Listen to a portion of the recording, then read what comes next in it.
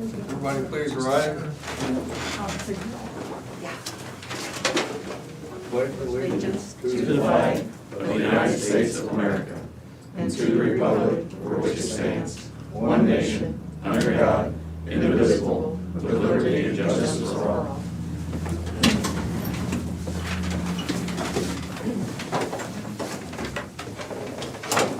Good morning, everybody. Welcome to the board meeting, December the 23rd, 2020. Is there any changes to the agenda? I have none. No, I don't have any. Okay, we'll Who meet might have changed? with department heads and elected officials. Terry Johnson. Good morning. We're busy and we still are taking applications for the payroll deputy position. We'll be taking applications until December the 30th at 4:30. So, You say you've got some already? yeah, we have received a few, so. We're just looking for the right applicant, so. Okay. Okay, Thank you. you're welcome. Colin Gertz, IT. Just working on our budget and keeping busy like always, other than that, nothing to report, so, Squeaking that budget down on you. yeah, trying to. Okay, thanks for calling. One of these, I did. Rodney Leesner, the maintenance. Good morning.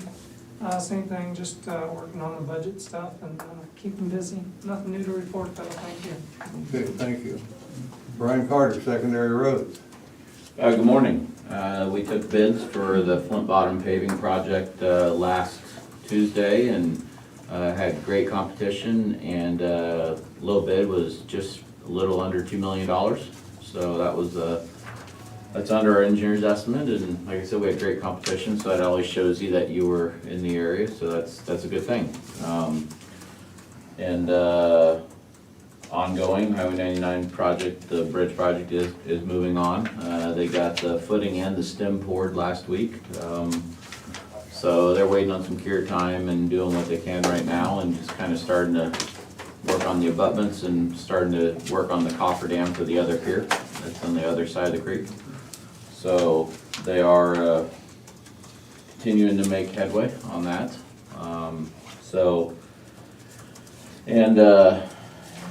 We're out trying to use these last couple, appears to be the last couple warm days, to try to do some blading.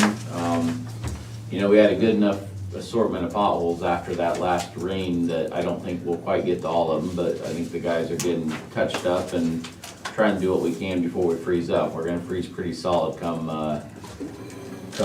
what is it, tomorrow or Thursday, and I would be shocked if that doesn't kind of mark the end of much for blading weather for a while, but time will tell. But they are trying to do that, and we're still ditching. That may also mark the end of that come here, but it's the middle of December, or latter part of December, and you're still doing a little bit of blading and a little bit of ditching, and that's pretty rare, so we'll take it. And the guys are actually still doing culverts. They did a pretty major crossroad culvert, finishing it up today. So we're making the most of the mild weather, I guess. Good. When they get through with that bridge, you dig up that extra dirt that's piled up around or you just let the water wash it away?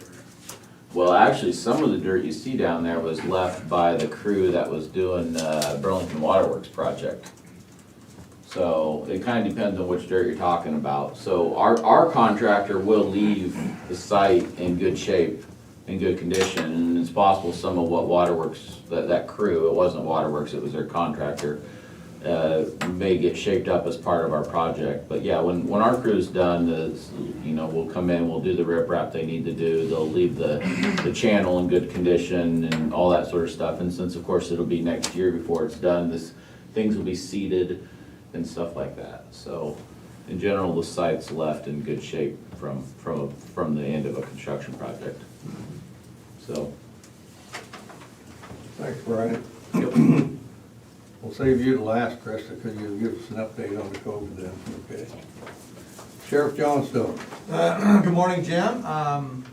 The sheriff-elect and I have been working on our transition plan and moving well ahead on that. Enjoying my last couple of weeks in office, enjoying doing some things I love to do, and looking forward to that end of the month when Kevin takes over, and know that we're all going to be in really good hands. So it's just a good time, and slowing down a bit, and handing everything over to Kevin. So doing well. Okay, well, thank you. Kevin, do you have any response? Well, I think the sheriff has us well prepared, so I think it's a testament to what he's done over the years to have us in the position we are in. Not that we won't have a lot to learn moving forward, but I think we're very comfortable with what's to come, and I think it's a lot to do with what he's done over the years to prepare us and get us ready and just build up the sheriff's office to what it is now.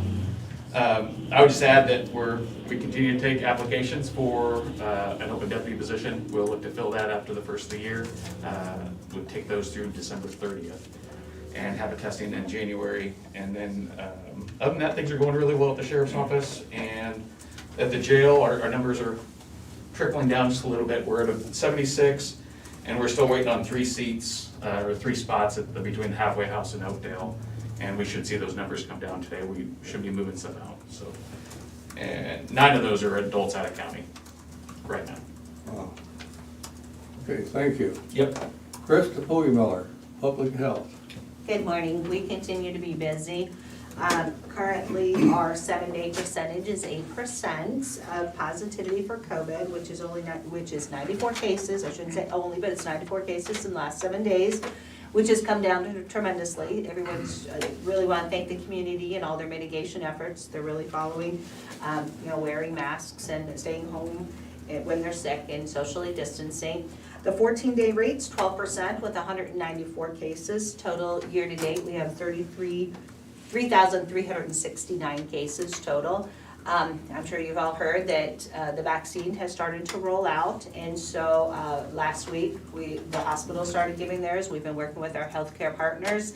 In phase 1A, it'll be essentially the frontline workers, which will be the doctors, the nurses, the folks that work direct or indirect with people who either had COVID or are positive for COVID or come in contact with infectious materials.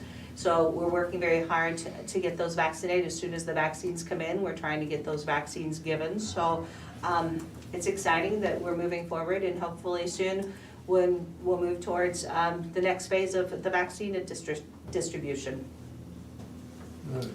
That vaccine, they rolled it out so fast. Back like polio, when they came out with that vaccine, how long did that take them? Do you remember? You wouldn't remember. I wouldn't remember, but No. yeah, and I don't know. I would not.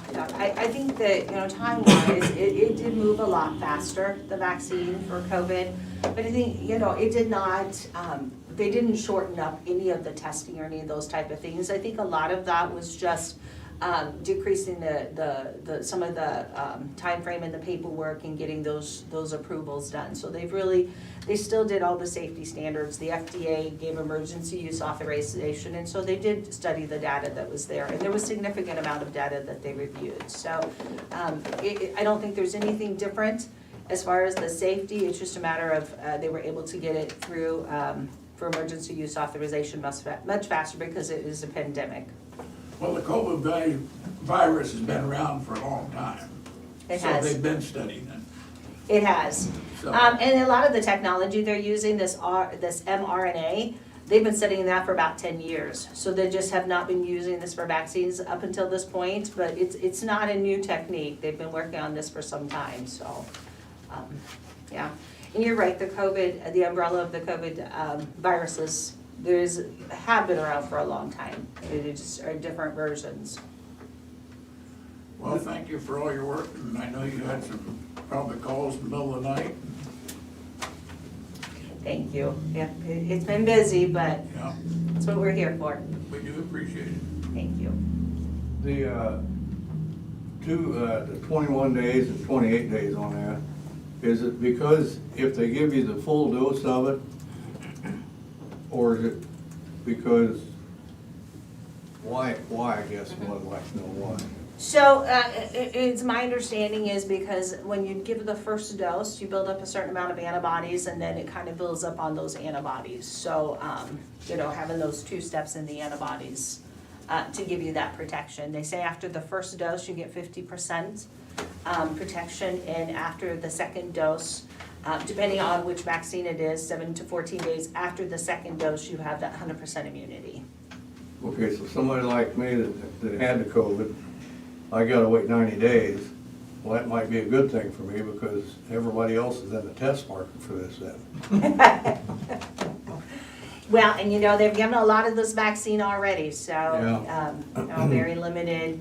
And obviously, anyone who has any reactions, there's actually a system that anyone who's administering this vaccine has to put in any side effects or anything. And it's the Vaccine Administration Adverse Effects, the VAERS website. And so that's part of the agreement as being a vaccine provider, that we would put that in there. So any vaccine reaction anyone has would be definitely noted. And as you've heard, probably, there's been a few people that have had some reactions, and they're very public, so.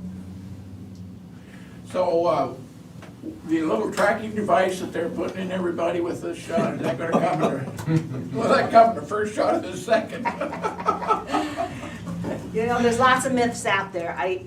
With the pandemic, really encourage people, when you get the opportunity to get the COVID vaccine. I will. It is safe. I'm not a conspiracy theorist. Yeah, absolutely. There's lots of things on Facebook these days, but there's a lot of myths out there, but. Jim and I both had the lecture. Yeah, we both had a lecture. This lady gave us a lecture, said they're putting that little chip, it'll go through, it's microchip. That's why they're putting all this 5G around, then they can track you and follow you and everything. Interesting. Yeah. Yeah, no, stupid. Internet. Thanks, Krista. You're welcome. You have any correspondence, anybody? I might have 3 more on here. Got people online now. Oh, sorry about that. It's all right. First one I got is Chris Lee, Conservation. Chris Lee, Conservation. Good morning. Just kind of business as usual, working into winter mode here, working on firewood and equipment maintenance and stuff like that, but nothing really exciting to report. Thanks, Chris. Janelle Nellie Longquist, Des Moines County Treasurer. Janelle, are you there? I am. Good morning. Good morning. We're just keeping busy. I really have nothing new to report. Okay, thank you, Janelle. You're welcome. Lisa Schaefer, Des Moines County Attorney. Lisa? Schaefer, Des Moines County Attorney? There you go. Good morning, everyone. We're just enjoying the quiet of the holidays and nothing really new to report. Okay, thank you, Lisa. I like that background you got there.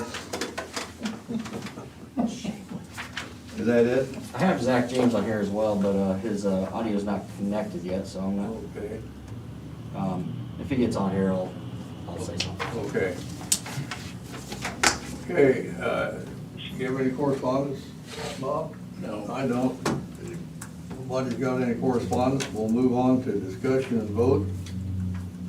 First up, the compensation board, salary recommendations, and that would be Mr. Cahill. That's the one we've been waiting for so long. Yeah, thank you, Jim. I'm gonna give everybody a copy of some of these papers. If they have any interest in it, elected officials may have.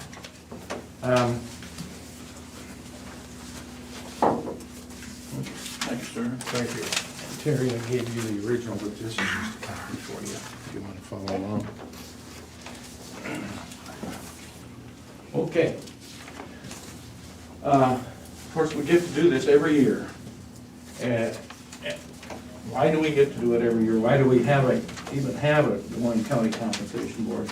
You know, it's really interesting, to me it is, Iowa has compensation boards composed of citizens. And the theory is that we would have these citizens gather and establish salaries for elected officials. Kind of a neat idea. That keeps the elected officials with running off with the honeypot. You know what I mean? Yeah. You remember that? I brought you a honey pot today, see that? Never had any problem. Bob's the only one that probably understands the honey pot. So I'll give you a side story. When I ran for the Board of Supervisors many years ago, I accused the supervisors, this is my campaigning deal, I accused the supervisors of having a giant honey pot up there at the courthouse, and it was just full of all kinds of money that was unbudgeted for. And they could reach in that honey pot and have all these projects they wanted to do without anybody knowing about it. So that was kind of the honey pot campaign. And he has teased me that's how for- much was in there too. That's nothing in there. That's what I found out when I got to the courthouse as a supervisor. Not only there wasn't a honey pot, but there was no money in it anyway. Yeah. So that's why I brought you that honey pot, just as a reminder. Well, thank you. In your old age, you can look at that every day and remember the honey pot campaign. Because he's teased me about that for 20 years. Turn around so I can see it. It's just a honey pot. But I thought it was an interesting story. But it's an interesting law. If you remember a few years ago in California, these county councilmen, or county supervisors or councilmen, whatever, they had the right to set their own salaries. Well, they thought they were doing a pretty good job. So they were all making $250,000 a year. Iowa, you can't do that. So we have this board comprised of myself, Sarah Schwartz is the secretary, Charles L. Walsh, Carol Copeland, our former auditor, is now on it, Jeff Heeland, he was a former supervisor, Dwayne Worthy, and Marlis Roberts, an attorney on this board. And we gather, pursuant to Iowa law, section 331.905, each year, and we're supposed to survey what comparable salaries are for supervisors, for sheriffs, for auditors and recorders and treasurer, all of the elected officials, and to make sure that everybody's getting a fair shot at the salaries. And so what we do, first thing we do is we check the Bureau of Labor Statistics, okay? To see what the inflation rate is in our area of the country. And this is as of October. It's really rather modest. It's only 1% right now. But we always check it, just to make sure our salaries are kind of conform to what inflation, takes away from people as far as buying power. Well, this year it's really down. We also survey counties of similar size, the counties that are 5 in population, smaller than Des Moines County, and 5 counties that are larger than Des Moines counties. So we have 11 counties in our survey. And to see what, for example, we know what the salary is for the county attorney in Warren County, Clinton County, Muscatine County, Cerro Gordo, all of the various counties. Now you fellas have been through this all, but some people aren't familiar with what this board does, so that's why I kind of linked to this out a little. So what I did was I wrote down, and you all have a copy of this paper, what the average salary is for an attorney. This is the average in this 11 counties that we select based on population. Well, as you'll see in this little chart I made, the average salary for the county attorney, in this 11 county area is $121,021 a year. See, that's the top.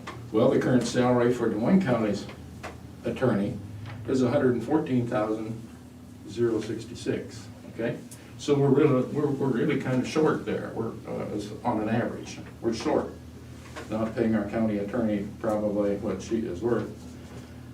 The auditor here in Des Moines County is currently at $73,642. I'm sorry, that's the average county, $73,642. Counties of average population. Our county auditor makes $71,114. Again, short, really short of what the average is. And I think our elected officials and officers of Des Moines County are superb in how they handle their jobs. we are so lucky that we have such good people. Our recorder is paid $69,991. The average for our 11 county area is, based on population now, is $72,765. So there again, we're substantially short of the average. Our sheriff, boy, this is the one that really gets nicked. And I mentioned that to several people already. We, at our meeting, our sheriff is paid $94,790. The average in our 11 county area by population is $100,517. You've been working too cheap. Been working too cheap for years. And I'll just mention also the treasurer. Our treasurer is $70,452. The average is $72,409. So we're behind on that one too. Now the supervisors, your salary is $37,868. The average is $38,072. That's misleading. Our supervisors are underpaid. It looks like you're over, or will be if you accept our thing. But some counties in this 11 county area have 5 supervisors. One of those counties, they're paid $40,000. So the supervisors are really hard. So I looked at the average cost of having our supervisors in our county, and when you add all 3 salaries together, we're behind again the other counties. I know that's a tough one to figure. But okay, so going through the average salaries for all of these comparable counties and the labor statistics as to inflationary rates, our board, we discussed it, proposed a 3% raise for all our 8 elected officials, okay? So that's the attorney, the auditor, the recorder, sheriff, treasurer, and the 3 supervisors. And on this chart you see that I gave you each a copy of, it shows what your salary would be with a 3% increase, okay? And you'll see that even with that 3% increase, we're still below it some of the cases, not just for the attorney, for example. If the attorney gets a 3% raise, she would be paid $117,047. She's still below the average, see?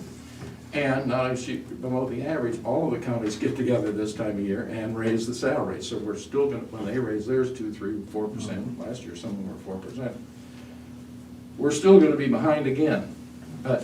So that's why.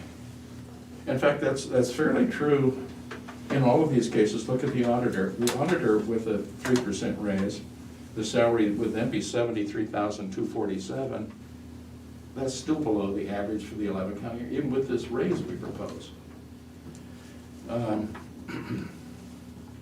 Recorder, even with a 3% raise, the recorder will make $72,090, and the average in our 11 county area is $72,765. Is still behind. And we're not even taking into consideration the raises. The other, as they say, this is like the arms race, somebody does something and, back and forth, you don't know where it's gonna hit. The sheriff, even with the 3% raise, their salary would be $97,663, which is below the average of $100,517. We're still behind on that one. Now on the treasurer, that salary at a 3% increase, and I think it should be 4 or 5 probably, they're in the auditor, that's my personal opinion. The treasurer's gonna be $72,565, which is basically what the average is for the other treasurers.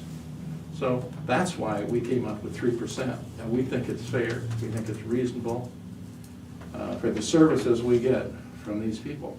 And when you consider the amount of employees that they can, they have under their control or whatever, decision-making powers, they're really, I wouldn't say adequately paid, they're underpaid.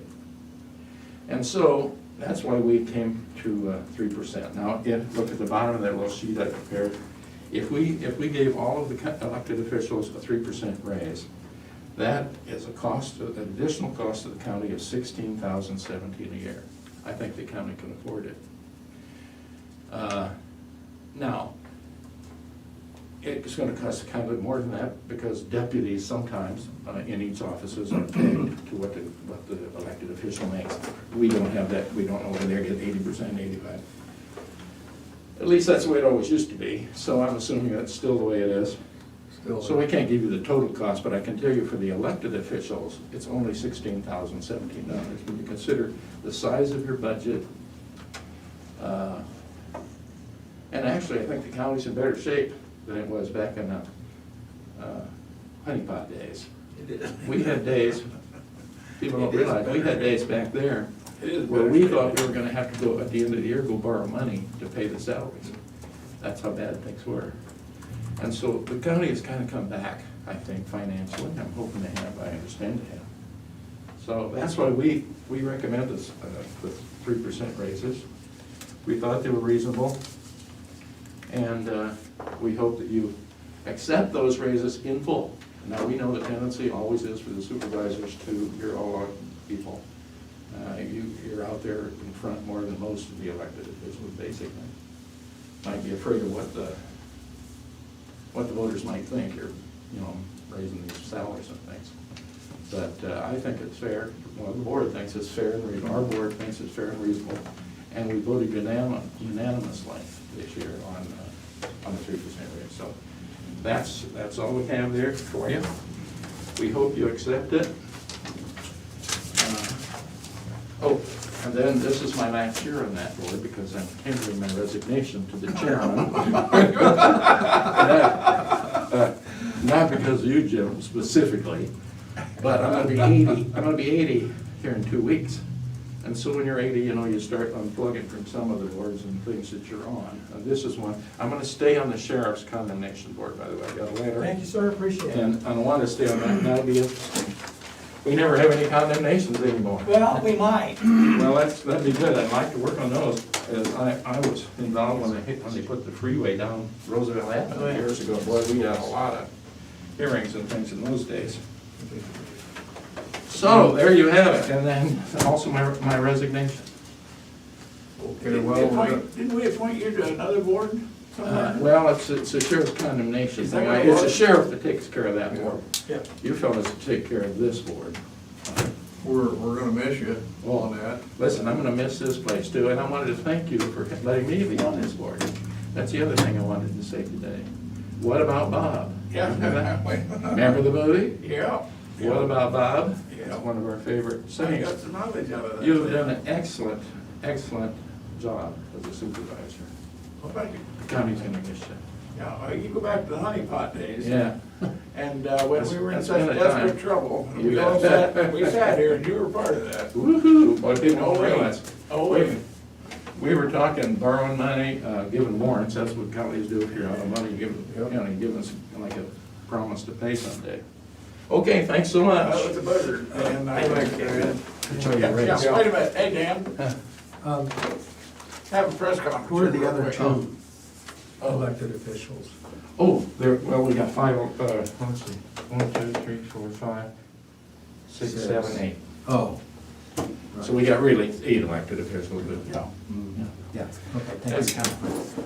okay, see you all later. See you, Dan. Thanks, Good to see you. Happy birthday, Laura. Yeah, thank you. Dan, is that yours now? Dan, is that your? Everyone. or is that his? Oh, that's my historic briefcase down here. Yeah, you know. Usually I get asked about that, especially at City Hall, those rascals. Is it 80 also? You know what, it's almost 80. All right, so take It's that. got tape, it's falling apart. They called me out on that at City Hall when I did that TIF district here last year.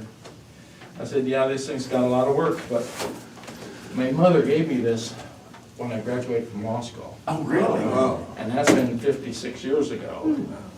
So she was so proud of herself, she saved up some money and bought me, as she said, a genuine leather briefcase that I would need. Yeah. So I refused to get rid of it. Except I I keep, assume that's not genuine leather. I'm not tape sure that's it all is put together. genuine, it's probably virgin vinyl, but she didn't know the difference. Okay. Well, I gotta say, while Dan was here and we were going through all that, that is the reason why this board of supervisors is no longer insured. Oh, I forgot about that one. Yeah. Oh, goodness. And when Tom Broker, he's a budget cutter, that guy. Yeah. We all know that, the county. And I was gonna tell that story, thanks for reminding, Bob. The very first motion that when Tom got elected to the board, and I was gonna be the chairman that year, I made the motion to do away with the county supervisor's insurance coverage. Well, we didn't get much play on that, except Bob, I think, was the one that was really affected by it, because his family had that insurance. It saved the county about $50,000 a year. No, I didn't have it. I got it off my wife's. He has my benefit. And I was 65 or something, I think, so I got, and Tom probably had it through his company. Anyway, it saved the county $50,000 a year, really, and we did that because we were kind of out of money on it. And thanks for remembering that.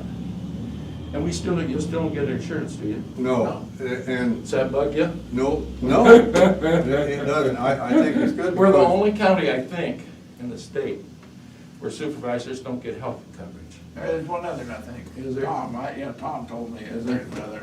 Okay, very rare, and you guys are to be applauded for accepting that. But, nobody else works with the county. Part-time, is considered part-time job, health insurance, so. Well, everybody's similar, it's a state code type job. And, in Des Moines, it's the same, they do the same things you guys do, but they got 5 guys, they got 2 assistant managers, and the supervisors make $170,000 something a year. And I'm sure they have insurance, and probably a car. By the way, at the same time we did that, we did away with mileage for, your local stuff, and cell phones.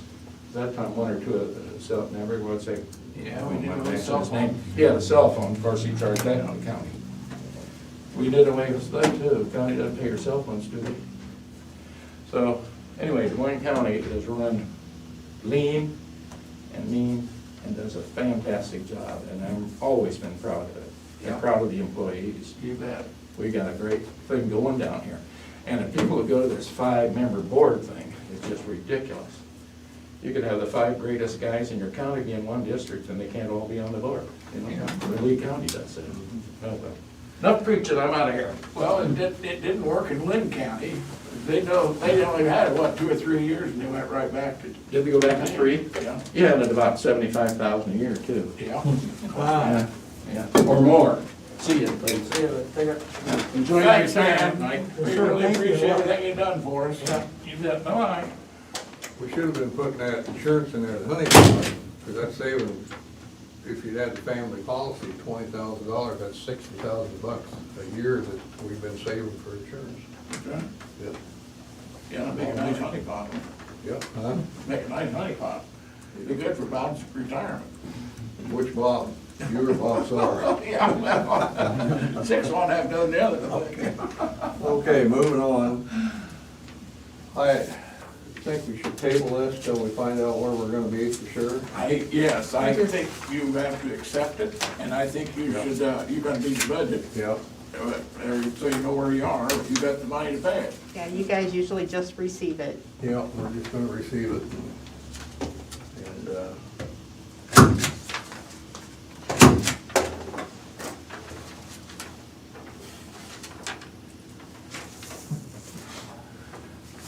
And, he may not even come home if he knew we passed already. Yep. Come on.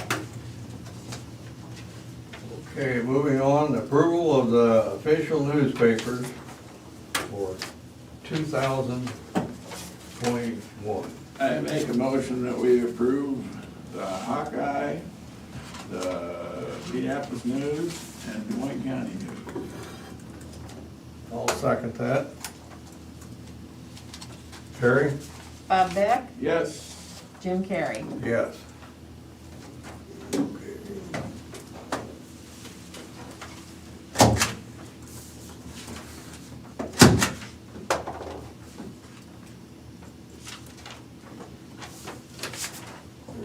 It's a shame Dan got out of here before we did the beer permit. What's that? Dan.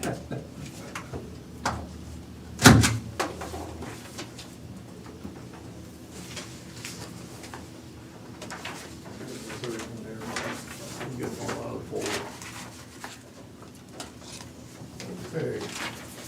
Class B beer permit license for the River Mart. Move to approve. I'll second that.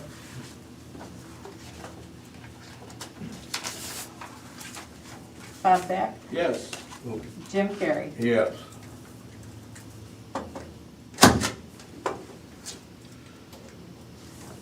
There we go. Okay. Now we have a Class E liquor license for the River Mart. Move to approve. Second it. Terry? Bob Beck, Yes. Jim Carrey. Yes. I assume the sheriff would be speaking up if there was something wrong with it. Yeah. Absolutely.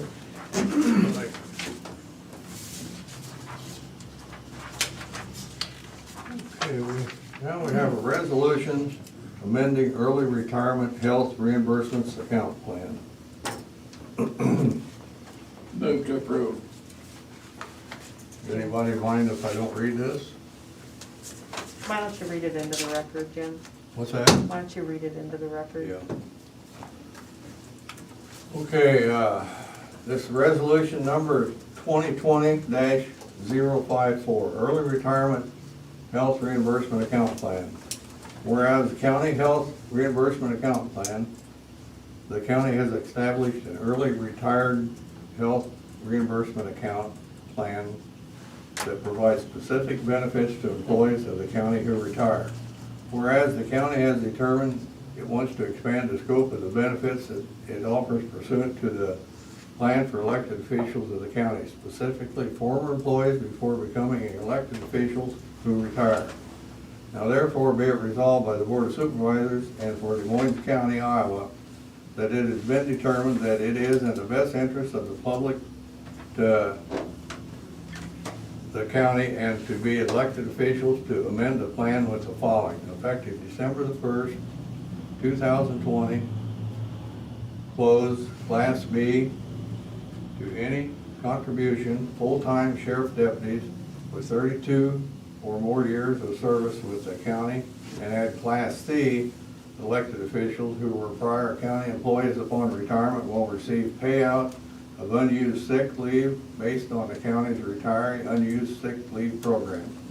Be it further resolved that the chairman of the Board of Supervisors, acting on behalf of the Board of Supervisors, be authorized and directed to sign update plan documents effective the same. This resolution shall be in effect upon the passage of the approval by, as provided by law. You move to approve this? Sure. I'll second this. Terry? Bob Beck, Yes. Jim Carrey. Yes.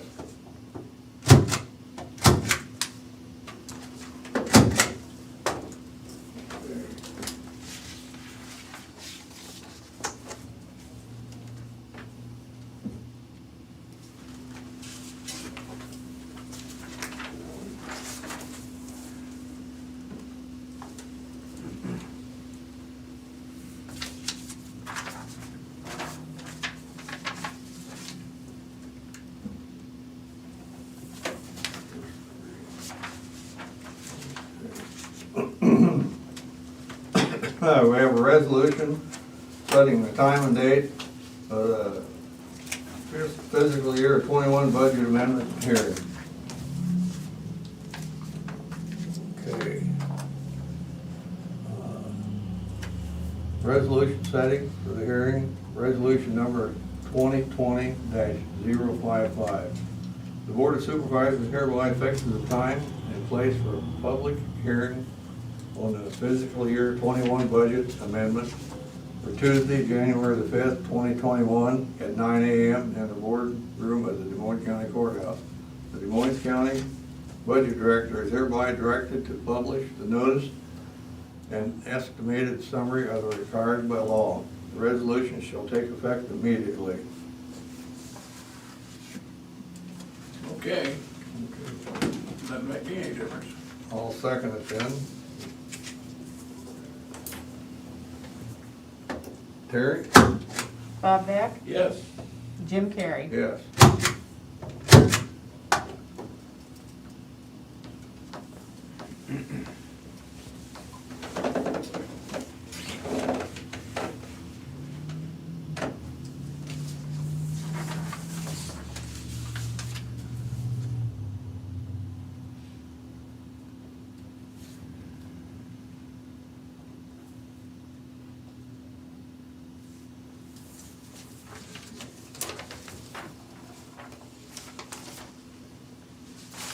Okay, we have an appointment to the township trustees.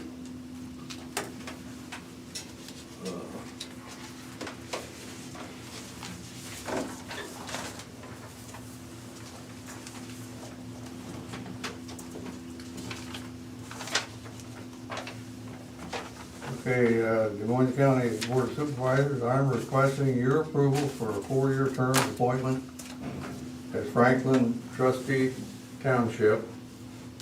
Kurt Hansen, 13049 Dodgeville, Roxbury, Iowa. You wanna do all these at once? Yeah, why don't you do them all together? That's how we did them the last time, is Okay. just run them all and do them all at Good. once. The next one is, I'm requesting your approval for a 4-year term is for Tama trustees is, Marvin Townsend, isn't it? Thompson. Thompson. And, for the Tama trustees, Laverne R. Neal. For Union trustees is Roger Woolham. Robert Woolham. Robert. It is Robert. Boy, good thing you're sitting back there. She can see it from back there. Yep. That's all. Sure. Yellow Springs is Dan Wirt. And another one for Yellow Springs is James D. Mahaffey. And let me say, before I make the motion to accept them, the township trustees are an unrecognized group of people that do a very needy job in the county. They take care of squabbles between neighbors, which I assume that the sheriff's department can say is not always fun. And take care of our fire departments. They're very valuable people, and I would definitely approve each one of them. I'll second that. Terry? Bob Beck. Yes. Jim Carrey. Yes.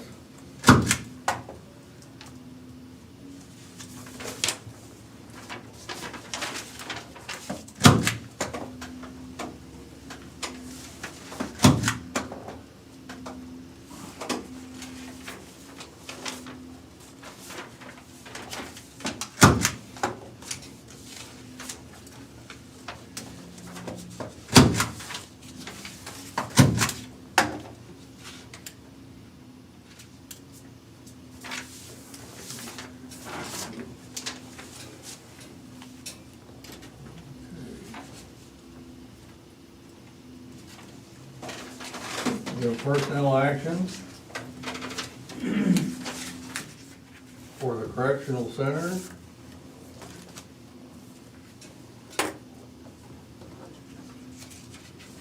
We have Curtis Kenny. It's 2 days unpaid, 16.5 hours suspension. We have another for Curtis Kenny.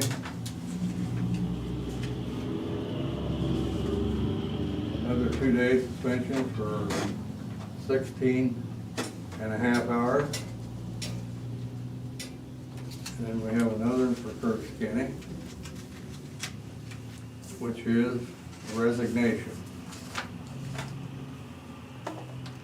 Move to approve. Okay. Second, Terry? Bob Beck. Yes. Jim Carrey. Yes.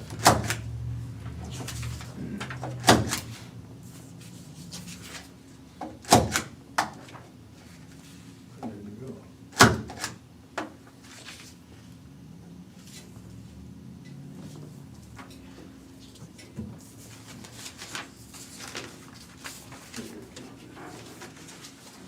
Okay, I have, for the sheriff's office, Colton Atkins, anniversary, 18-month step increase, grievous rate, $51,833. The new rate, $54,882.04.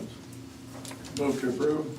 Okay, You got two of them I there. got 2 of them here. No. Second one's for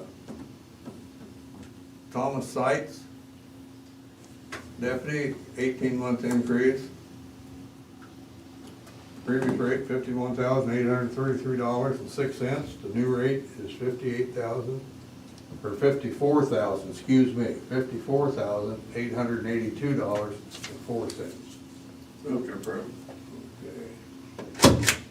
Okay. Terry? Jim, did you second that? Yes. Okay. Bob Beck, Yes. Jim Carrey. Yes.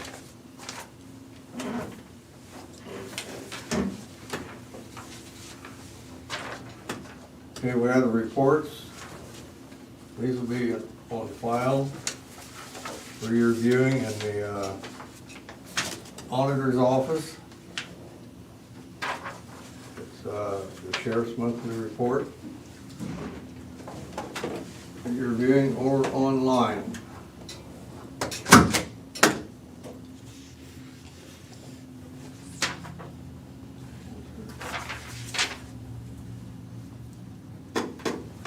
We have the minutes for the regular meeting on December the 15th of 2020. Move to approve. Second, Terry? Bob Beck, Yes. Jim Carrey. Yes.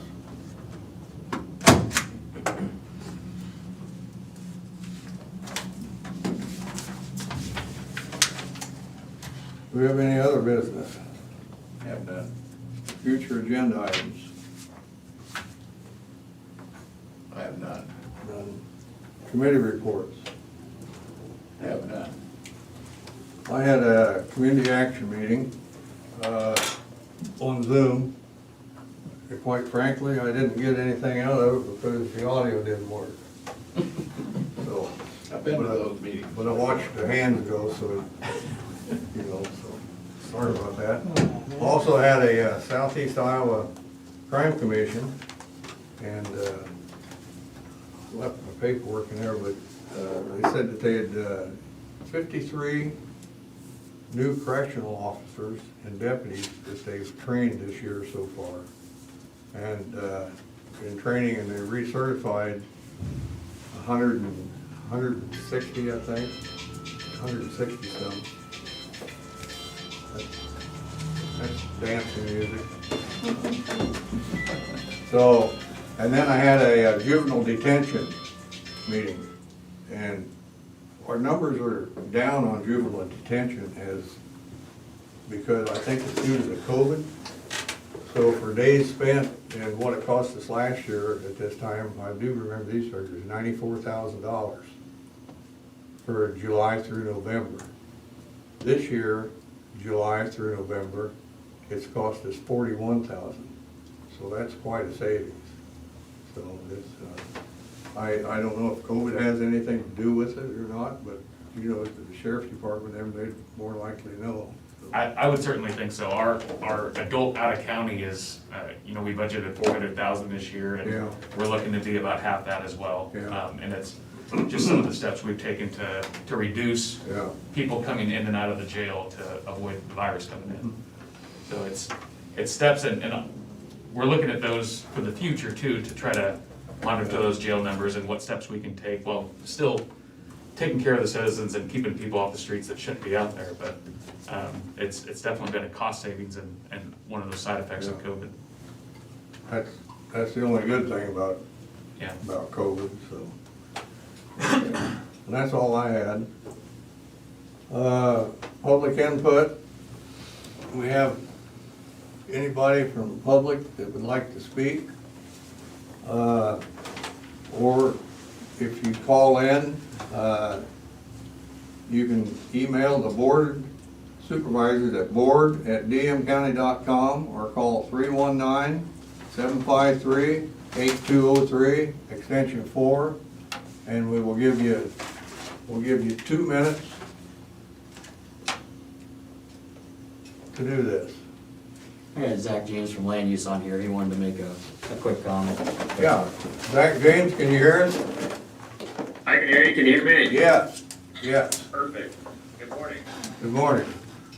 Not a whole lot new to report. It's been pretty quiet here the last couple of weeks, which has been nice because it's been a pretty busy fall. We do have a subdivision out for review, probably will be on the agenda in early January. And then we're continuing to finalize the land use ordinance update. So continue to slowly go down that path. I think it'll take a few months just to get the approval process done, but we're starting to look at a schedule for trying to get everything approved. So continue working on that. And then just from the planning commission standpoint, we're just gonna highlight, we approved our annual report last week and we'll be sending those out. Just to highlight some of the things we did last year as an organization. And just also wanted to recognize real quick Mr. Beck for his years of service on the Planning Commission Board. I've been here for 15 years and I don't know if Bob's been on our board that entire time, but I don't remember a time when he wasn't on our board. And we just appreciate his service, and it's gonna be unique times without him on our board, but we look forward to somebody else joining. But just wanted to thank and recognize Bob for his years of service on the Planning Commission Board. Thank you, Zach. Merry Christmas. Merry Christmas. Been a pleasure, Bob. Yes, it has. You're a very good member of that organization out there. Thanks, Zach. Thanks, have a good one. Yep.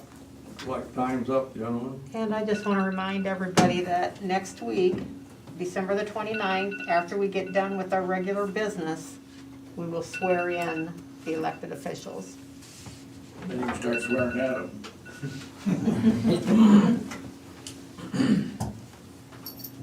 Terry, will we plan on doing that in this room, or, I don't know where else we'd go. I didn't know if we could check on one of the courtrooms upstairs or not. And the only reason I mentioned that, I think there might be a few others that might. You mean a few of your family members are gonna come? Well, and I think some of the deputies were asking about coming as well. Okay, well, I can check with Jackie and see if the courtroom, we can move it upstairs. I'll check with her, so, If you do that, let me know, because my wife wanted to come and I told her she couldn't. okay, well, we'll see what we can do, and That was not good. since they aren't having courts, we'll see if we can use the big room. Okay. With an eye? Hold on. Oh, hold on, you Oh, got Bob sorry about that. Where's Mr. Broker? on vacation. Oh, okay. Yep, he's not sick. He's celebrating Christmas with his family in the south somewhere. Grandkid. In the mountains, I think. I Yep. don't know where he is. Cool. Thank you. Anybody else? With an eye, we're out of here. All right. All right.